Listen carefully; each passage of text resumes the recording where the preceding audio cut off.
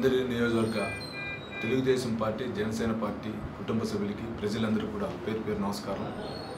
నిన్న జరిగిన సంఘటన నా కోసమో నా కుటుంబం కోసమో నా పిల్లల కోసమో కాదు.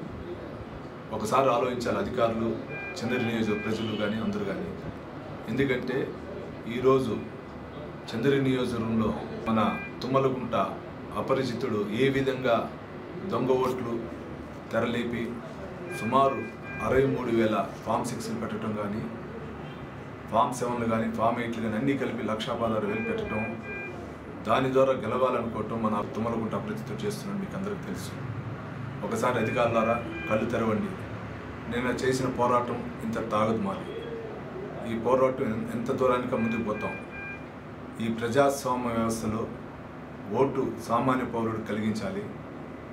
సామాన్య పౌరుడు గెలిపిస్తేనే ప్రభుత్వం ఏర్పడాలి, ఎమ్మెల్యే గెలవాలి.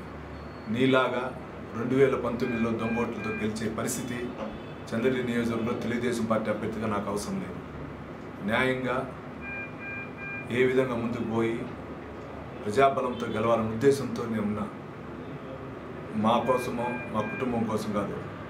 నిన్న జరిగినటువంటి సంఘటనకి నన్ను వచ్చి పరామర్శించిన ప్రతి ఒక్క తెలుగుదేశం పార్టీ కుటుంబ సభ్యులు, జనసేన కుటుంబ సభ్యులకి, అధికారులకి, ప్రజలందరూ కూడా మరొకసారి ధన్యవాదాలు తెలియజేసుకుంటూ, ఈ పోరాటం ఇంత తాగదు.